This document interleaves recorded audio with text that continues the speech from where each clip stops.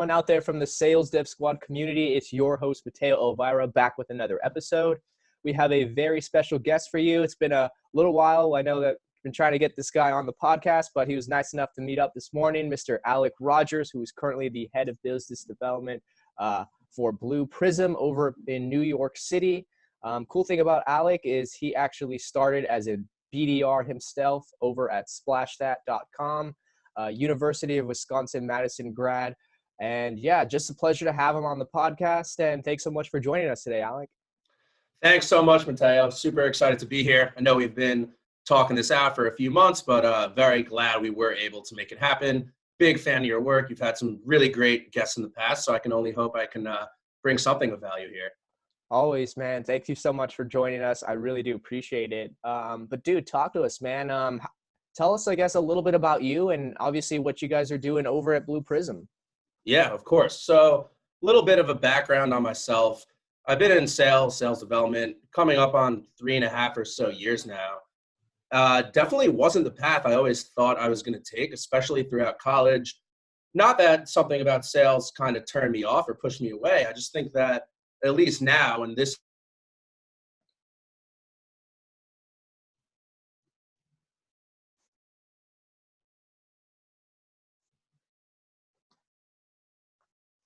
is really not a common one, a glorified career path, but I really think a lot of that is going to change. So while searching for a job from school, I was pretty much set on doing something in that finance space, operations, financial analysis, all of that.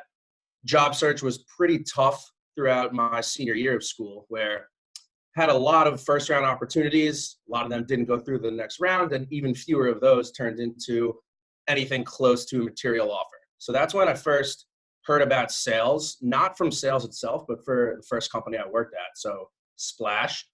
Had a great time there, went in for a few rounds of interviews. And I think the real game changer that brought me in was the people. So even before learning about the company, the product, even before even understanding what in a company do I want to look for, is it growth? Is it culture? Is it the product itself? For me, it really was the people there, starting with my boss, David, who will hopefully listen to this at some point, chatting with him, a few others for a couple hours. And that's when I realized if my work, if the thing I can do every day will surround me with people like this that can actually become friends, mentors, fun to be around, all of that, then that seems like a pretty good deal to me. So that's kind of what brought me into sales. And this is before even knowing what sales, or more specifically sales development, even is. But it all started from there, and it's been a great ride from then. Dude, that is freaking awesome, man. I mean, you've been able to move up in the ranks relatively quickly. I mean, like in 2 years, you were able to move from an actual BDR all the way to like a manager of BDRs, I'd imagine, which is freaking awesome, man. And obviously you're running over the head of business development over at Blue Prism. How's that going, man? Like, what do you guys specialize in? And are you managing a team of reps currently, or? Yes, good question. So Blue Prism, been there coming up on 6 or so months now. And Blue Prism is a software company, but what we're selling is employees to companies, basically. So big caveat being these employees are not humans. They are digital workers. So they live in the cloud, they live in your servers, and they can be taught to do some pretty awesome things. A few years ago, there was some creativity, but it was a lot more defined what a digital worker from Blue Prism could do. So that could be entering data into Salesforce or other CRM systems. It could be moving information from one spreadsheet to another. It could be automated emails to a customer base. But now, a phrase we really like to say is a Blue Prism digital worker is really the art of what's possible. So between now and then, we've seen some seriously awesome processes, tasks executed by digital workers. And that's all just due to creativity of the customer base and the types of skills that you can download, teach these workers themselves, ranging anywhere from artificial intelligence to being able to register and read images, texts, anything along those lines. That's super interesting, man. Do you guys work with like specific industries, and do you work with, I guess, like virtual workers all over like the country, or primarily the US? So good question again. Blue Prism is a international company. It was founded in London, or near Manchester more specifically, way back in 2001. So the company itself, Blueprint, has been around for a while. The United States operation, on the other hand, is much newer, really only 4 or 5 years ago. And sales development is even newer there. So that's maybe a year and a half ago. I think September 2018 is the first time that there were BDRs, SDRs in New York for Blue Prism.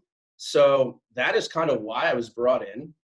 There are, for me, 5 counterparts. So there are heads of business development, myself in New York, a couple in London, one in Singapore, and one in Japan. Some of those newer than others, with the London team being really established. So I try and work really close with them, lean on them for resources, for how they were able to bring business development and the value of it to an already thriving sales organization.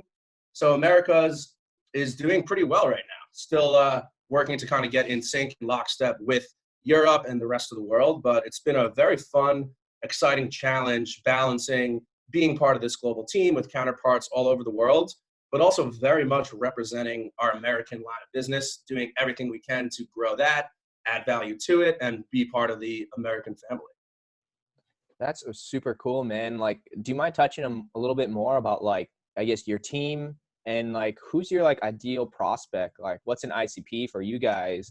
And like, I guess what's like the value prop that you guys bring to them? I'd love to learn like more about like your team's day to day and how that kind of works.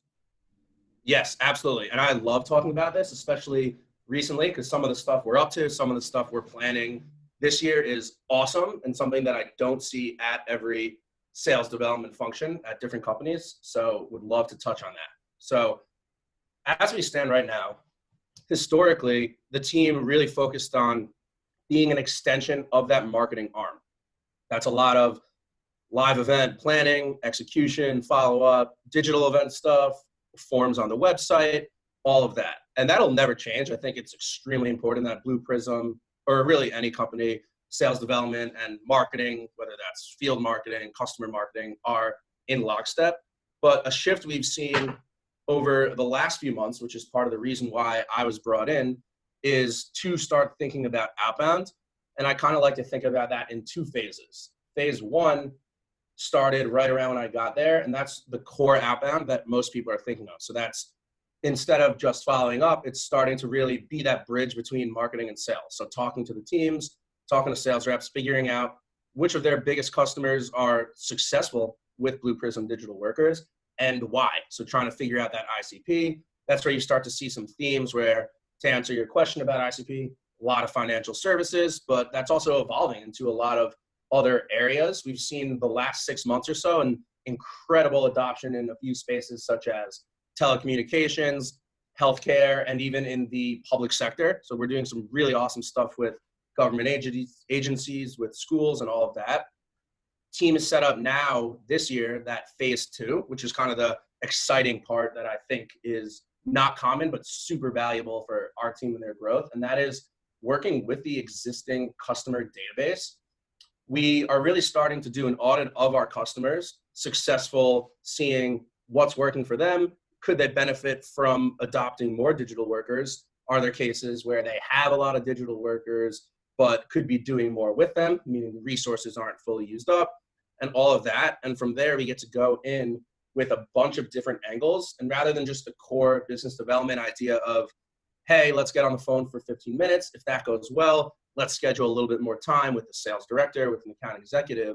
But one thing we're getting to do now is start really thinking about the 360-degree overview of a customer, doing some awesome stuff like organizing roundtables or success circles, where we're going to get 10 or so people from an account in a room for a few hours. And a couple of them are going to be real Blue Prism champions. So people we've known for a long time that are going to help educate the other guests, which might either be people that are new to the platform and looking to increase their adoption, or also people that are just vaguely familiar with Blue Prism and with the idea that their company is able to train these digital workers on tasks, on processes that they can automate with a lot of efficiency and at a much higher speed with no errors compared to their human counterparts. So that kind of view of really thinking about an account as this huge entity rather than just one unit for us to organize a conversation with is that phase 2 that we're very much looking forward to over these next few months.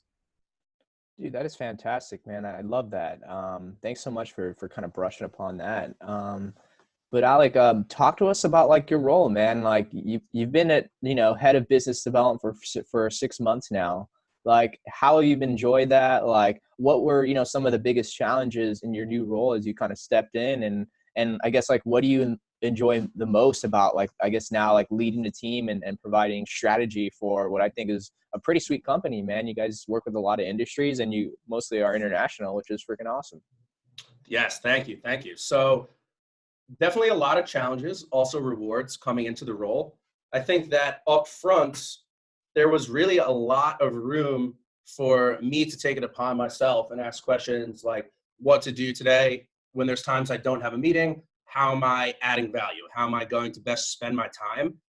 I would say there was definitely a adjustment period for a few weeks, if not a month or two, where I really had to figure out the best way to engage with everybody around the company, not just the team itself. I actually think the best part coming in is that the team right now has been unbelievable. They've embraced me, welcomed me to the family so easily. They're open to new ideas. They want to get the most out of their experience as well. So that is kind of what gave me that smile walking in every morning the first few days. Challenges came along the lines of, as far as a system in place, a lot of that was up to me, thinking about the outbound function. How are we going to go into companies? What might that messaging look like? So a lot of my past experience, strength is in the little things, email writing, time management for outbound campaigns, all of that. But with a company like Blue Prism, where the offering is complex and it's super valuable, but not always that easy to talk about it, I had to sit down with a ton of people. I had to find the right people to sit with, which could be regional sales directors. So how am I best going to support your region? What can we do for you? And even sometimes just making them aware, hey, this business development team is here for you. Let's make some magic happen, down to other departments. So I've reached out to the sales engineers because seeing a demo, while I, of course, wouldn't be able to master it, I think that the way that they're thinking about the product and causing value for the types of demos they're doing all the time would be good for me.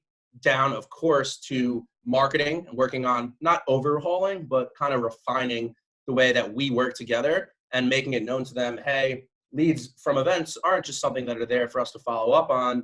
Events are something for us to work together on, for us to talk about what was the theme of this event and how can the people we talk to afterwards get the most value and sense the most credibility from the business development team in general. So in going back to the challenges versus easier parts, I think that the most warming part off the bat was how incredible the team was, is, and will continue to be, while the challenges came along the lines of without knowing and without having that system in place, who can we talk to? How can I organize this? And which departments are going to be the most important ones for our team's growth within the organization? Dude, thank you so much, man. Such great knowledge and awesome there. I'd love to just take a couple steps back, man, back to over at your Splash days, man.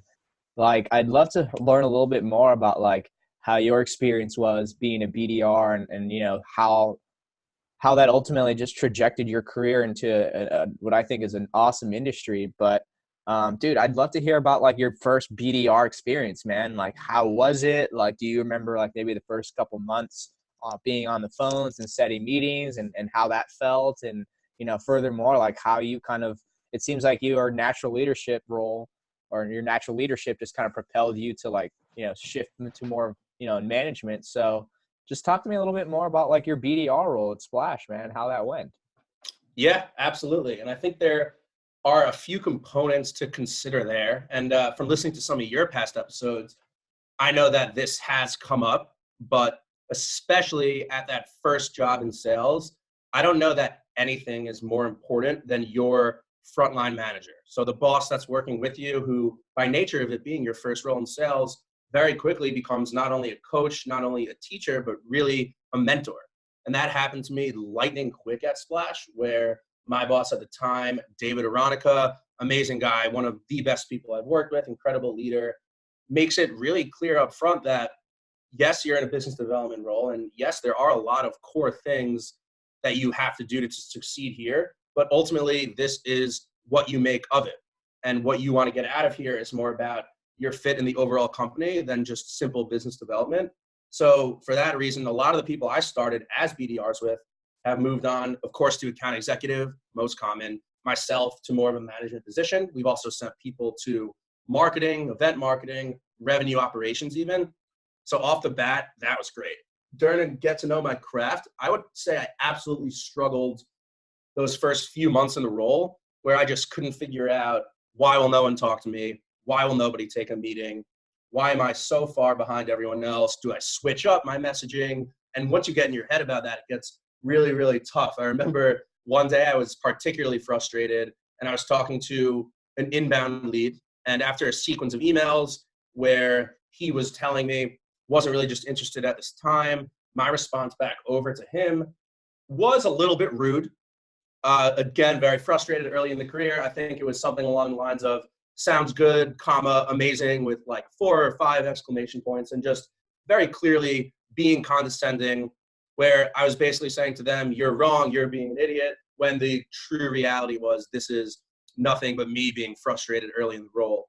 After that happened, this person, rightfully so, took my name to Twitter as an example. I believe the words were of somebody that works for a company that you just wouldn't want to do business with. And I remember I was on Slack and one of my friends sent that over to me like, dude, did you see this? And I remember calling her into a room and freaking out saying, this is crazy. I'm getting fired as soon as people see this. What do I do? Do I tell people? And that was like just the worst day ever. Ended up being, of course, it was serious and not exactly a laughing matter, but I think that finding the humor in it, so long as I was able to move past it and, of course, not repeat the mistake again, was big for me. And I still laugh about it with some of those people to this day, but that was a real reality check for me early in my career, where I started realizing you can't just think about these things as you, yourself, and how happy you want to be leaving the office at the end of the world or end of the day, but that this is a company you're representing, a successful company, and one that you can't just act like that around. So kind of that professionalism aspect that really helped me out there. But that was a nervous day for sure. Dude, that's quite a story, man. I'm glad you can, I guess, look back at it now with some sort of humor element to it. But I would definitely be freaking out if I were you, for sure, man. Oh, absolutely. But dude, thanks for sharing that story, man. And I guess like as your career progressed, like I see that you got promoted to a manager relatively quickly, just being a team lead for a couple months, man. Like, I guess like what kind of struck you differently, as like you obviously had really good regards to say about your manager when you first started, and then a couple months later now you're actually the frontline manager for specific reps, man. Like, is there anything that you kind of took with you, like having been on the front lines, that you really tried to move forward or just pass along knowledge, or just like anything that you really could resonate with them and you wanted to make sure that didn't happen with you or with your team? I'm sorry. Yeah, absolutely. So there's a few things that happened. One, the first thing was me realizing that this is really what I wanted to do. So I'd only months. I was right past that hump of, okay, I can do this now. I've figured out a method. I can make this work. And that's when I came across an article online, which was really just about the science of, in sales, the ratio between people on the floor, individual contributors, and leaders. So the team was right around 8 people of that size. And this article said that 8, or I think it was 7.5 technically, is that exact point where you want to start thinking about bringing in other levels of leadership. So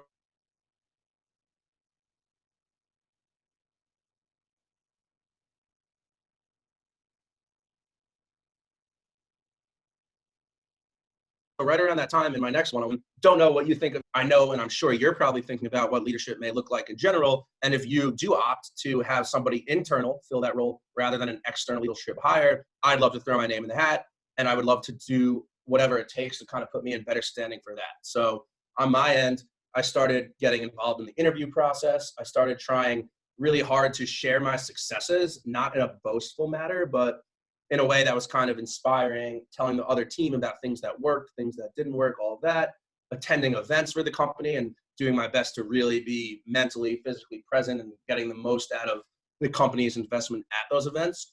And I was able to eventually segue that into a team lead role, which was almost like a litmus test of, okay, this is his first time in management. Is he ready for that manager role? During that time, I got to go to the SASY, SAASY, frontline management training in San Francisco, which was a full 2-day workshop that was incredible. Cannot speak positively enough about it. And after that time, I started realizing, okay, I've been in this team lead role, been representing the company at events, working on my coaching chops to really try and help the team be good around me. And I think I'm ready for a real managerial role now, and was in sync with my boss on that. So that was just fantastic. And a combination of timing, but also me really hustling for it, and the company being in full support of somebody's been here for a while. They want to be a person that belongs to this company rather than just a salesperson. And that was just great for me. So the way that all worked out. Dude, that's freaking awesome, man. I mean, that just speaks volume on Splash and how they really value their employees. And when they recognize really good talent, you know, promoting quickly, I feel like you don't really see that too often. So that's freaking awesome, man. But yeah, I mean, obviously, like, you've been an established leader, and Splash definitely saw that, and Blue Prism definitely sees that. Like, from your experience, man, maybe even outside of sales too, like, what do you think makes like a good leader and someone who people actually want to follow and actually want to, you know, look up to for advice? And, you know, what, I feel like it's kind of night and day. I mean, just would love to hear your thoughts on like what you think makes like a true leader. Yeah, absolutely. I think there are a few things that go into that. The first one that probably comes to mind is this empathy, self-awareness thing, which I know is so cliche in sales right now and everyone's talking about it, but I truly think that empathy is what makes a leader, because ultimately a leader is there to inspire others, and they're there so that when they're not around, the people beneath them are proud of their work, are doing best by themselves, by the companies they work for. So the empathy of understanding why someone might be upset, and that could be they have something personal going on, and that matters. So thinking about it as work first and not being able to perspective talking, get in their shoes is a problem. You have to understand people, that they have things going on outside of work, and you really have to feel for them in those cases. Even inside of work, somebody is upset about their performance over a month. That is such a big opportunity for somebody that's a leader to really show what they're all about. So if somebody's worried about performance, you can't take an attitude of, oh, me too, this is a problem. It has to be along the lines of, hey, I know what it's like. I've been there. I've had brutal months. I've been worried about my own job security. Here's what I did to get out of that. You think this might work for you? So kind of really flipping the conversation so that you're empathetic, you're thinking about them. Another trait that comes to mind is kind of the opposite end of the spectrum, but this concept of communicating, presenting, public speaking. I am always improving on that. I used to have a pretty big problem with ums and likes, and I think I'm past that for the most part, but I've used public speaking as something you can always be getting better on, always looking for opportunities to present, speak, things along those lines. I've even thought about doing an improv comedy class, which I know a member of my team does, and he coincidentally, or maybe not coincidentally, is outstanding on the phone. And I just think that getting up out of your comfort zone and talking comedy situations is huge for that. So while it is hard to get there, that has the big benefit up front of getting buy-in from other departments. So the Blue Prism, for example, the sales team is really successful. And there are some amazing people that are doing awesome, crushing goals, bringing in amazing new logos to the company. And then, you know, out of nowhere, September 2019, it's just, hey, now you have Alec. He's going to be managing the business development function in America. And getting people to kind of buy into that and get excited about working with you involves a certain level of tactics.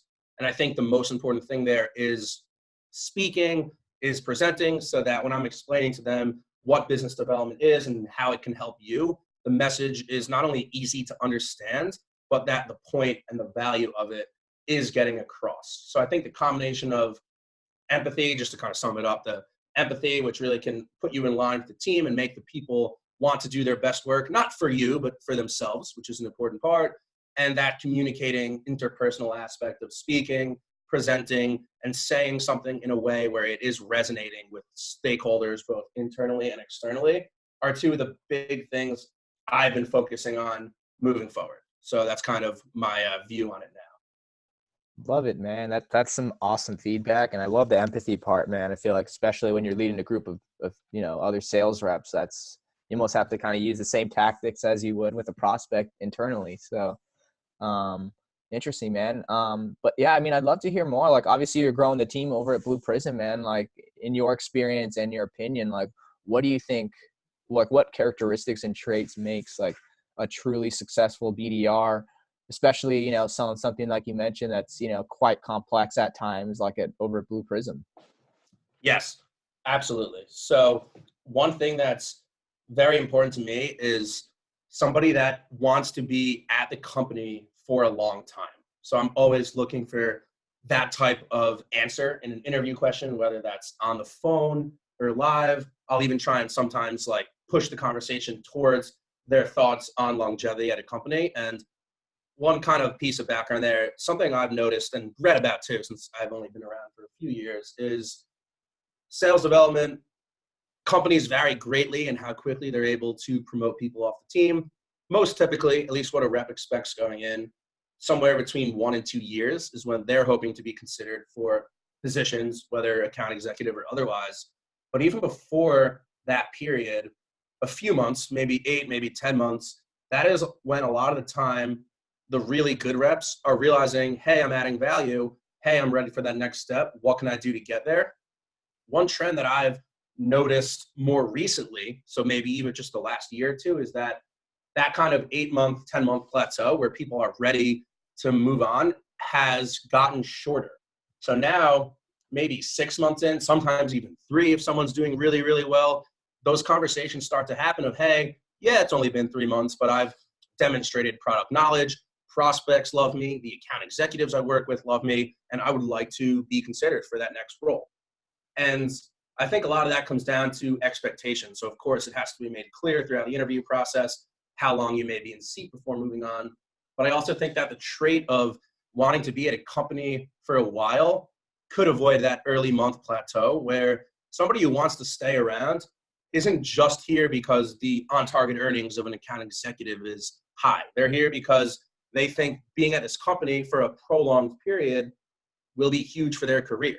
And if they're going to stay at the company for 5 years, they understand that a full year, maybe even more in this BDR role is where you can really learn a lot about what the company does, selling strategies, of which there are many, how to deal with internal stakeholders. And then if around that period where you'd otherwise be plateauing, you're going to start attending on-site meetings with account executives or practicing a demo deck or really educating yourself on pricing and how contracts work and all of that. I think those are the type of traits that will lead to somebody that is successful in the BDR role. Maybe that means ramp takes longer because they're really focused on refining the craft. I'm totally fine with that. I have a lot of thoughts on this 3-month ramp that's everywhere in the world right now. But that period, that piece of wanting to be at a company for a long time is the first thing I'm always looking for. Sorry if I went off on a tangent there. No, dude, I love it. Actually, I'd love for you to touch upon that whole like ramp idea that you just briefly mentioned. Do you think like this idea of like 3 to 6 months of ramp is enough time, and should companies kind of enforce, just try to ramp so quickly to start booking meetings for the company so quickly? I'd love to get your thoughts. Yes. So you said 3 to 6. I would say that 6 months very well could be long enough, but I think it's very rare at any number of the companies I've seen, met, spoken to, that 3 months will fully give reps the opportunity to reach full productivity, meaning can be at 100% of quota and can be hitting that somewhat consistently. And I just think that business development is getting more complex and adding more value to businesses. Obviously, we could talk about how in the past it was all about spray and pray approach, inbound lead follow-up and that sort of thing. But now, as we get into smart, tailored messages where we're reaching out to somebody for a very specific reason, and we're sending them an email or developing a talk track for a call that can only work for them, where this message is not going to work for other teams, departments, companies, anything like that, is an added skill. And I do think that companies do begin to realize that. So I think the trend we're heading in is a longer ramp period, maybe more along the lines of 6 months. And I do think that that half-year period will give people the time to reach full productivity, where 3 months, even if it can happen, has kind of an added bit of pressure where when that period ends, a lot of reps may be worried, man, am I fully productive yet? And if not, should I be nervous? So I think that getting the point across, which I'm always doing now of, hey, sure, a ramp period may have technically ended, but we here understand that getting to that point where things are running like a machine, where you're learning something new every day, where you're feeling palpably the value you're adding to the business is going to take a little bit longer than that. So I always try and make it clear, regardless of what a ramp period looks like structurally, that it takes time to get to a place where you're really humming in the role. And I totally understand that. Love that, man. Thanks so much for touching upon that. Like, as like, I'm sure you get hit up from SDRs and BDRs, every single day. And, obviously like you said, like some people still kind of take the spray and pray approach method. And, at times some SDRs might do things, not in the best efforts and kind of just spamming at times. As like this whole like world of business development and spam and spray and pray kind of approach, like, continues, how do you think that affects like just training processes within companies and hiring and recruitment? And, how you think that might affect like just, business development roles for SaaS companies, in the next 5 to 10 years? Yeah, great question. I think that one thing is that the best business development reps, so the ones who take the most time to learn about outbound crafts, email personalization, all of that, will continue to be the best. But I also think that a lot of people who will otherwise take BDR roles may not in the not so distant future. And a big part of that will be, how can the interview process be more aligned with the expectations of the day-to-day? How can we give candidates a true sense of what the day-to-day looks like? I always try and include people on the team in the interview process for that exact reason. But I think the disconnect between BDR job applications and interview processes with what the day-to-day really looks like is an industry-wide problem that leaders are always and constantly trying to solve. In the role, training itself, which you asked about, I think that sales enablement, which one is very much a growing title that a lot of companies are starting to adopt, will get much more aligned with the BDR teams. Speaking just from my last 2 roles, the sales enablement leaders are outstanding and always in lockstep on how can we not only train the BDRs to be the best versions of themselves and the best representatives of this company, but how can we get them aligned with the sales process so that every action they're doing isn't just thinking about quota, monthly incentives and all of that, but also what's for the best of the business. So I think that's a big part coming into it in terms of hiring and in terms of getting sales enablement involved pretty early on in the BDR career. Dude, great insight, man. I really do appreciate that, Alec. And really enjoyed our conversation so far, man. And I know we're kind of coming to the end here, but I always like to ask this question, for anyone out there that's, doing research and potentially considering a career as like an SDR or BDR, and, they're not really sure, but, obviously they're listening to Alec Rogers' podcast on the Sales Dev Squad, and it's kind of pointing them in a specific direction, man. What kind of advice do you have for them? Yeah, great question again. So advice, somebody's thinking, is sales for me? Is it not? I would say that one, it very well may be, but the real important thing there is to be totally in line. So if you have had a sales job before, that's one thing. But if you haven't, you gotta really, really know what it is that you might be in for. So in an interview, especially if you get the chance to talk to a member of the team, ask them questions that may seem mundane to you, but will really give you a sense of the day-to-day. So that's something like literally, okay, you're in the office at 9 a.m., nothing's on your calendar, what are you doing? Those are the answers that are real insight into what it really, really looks like. And you could tell things like, is the rep happy? Is the rep good at this? Is the rep bad at this? And that is how you'll really, really know what you're in for. So of course, still ask questions like, what do you think of my candidacy at this time? And where do you see the company going in the next 6 months, 1 year, whatever it might be? But I think that arguably the most important thing in an interview is get a sense of what that day-to-day is like. And if you ask those good questions during the interview, you may walk out of there and know this is absolutely not for me. And you may know to take a different path. But if sales is a good route for you, you may not know that from carrying on with a pretty core interview unless you dig into some of those specifics. So I encourage everyone, ask around, If you're sending a thank you note after an interview, hesitate to ask another question. I think that people hesitate to do it, but a lot of interviewers actually love that. So really, really setting the expectation.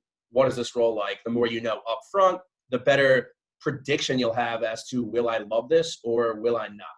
And if you don't love it, you should try and know that before you even start or as early as possible in the seat.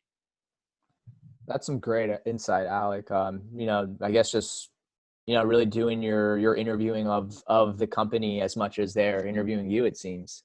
Yeah, I even say that to people in a conversation, especially later stages, like, hey, of course I'm interviewing you, but this is as much you interviewing me, right? If this moves to an offer stage and you do end up working here, I'm working with you as much as you're working with me. So us being in sync is equally important as me getting answers from you.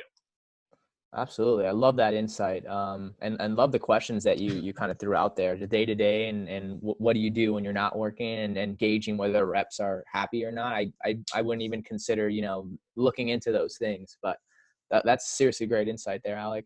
But yeah, Alec, as we kind of head to the end here, if anyone out there listening, would like to kind of reach you directly or learn a little bit more about opportunities at Blue Prism, man, where can they find you?